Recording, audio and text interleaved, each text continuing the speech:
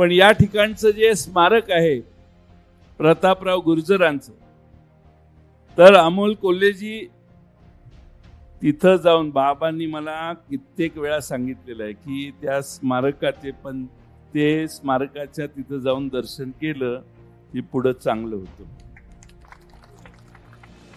त्यामुळं हे झाल्यावर एक वेळ नंदाताई जेवण राहिलं तर चालेल, पण स्मारकाचं दर्शन झालं पाहिजे.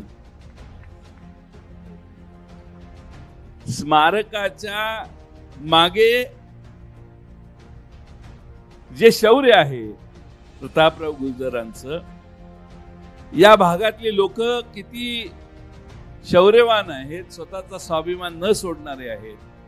आणि कुणी म्हणजे छत्रपती शिवाजी महाराजांनी इतिहास आपल्याला माहिती आहे की प्रतापराव गुर्जरांच्या विषयी काही उद्गार काढले आणि प्रतापराव गुर्जरांनी त्याच वेळी निर्णय घेतला आणि ठाण्याच्या मोठ्या छावणीवर हल्ला करायचा निर्णय केला.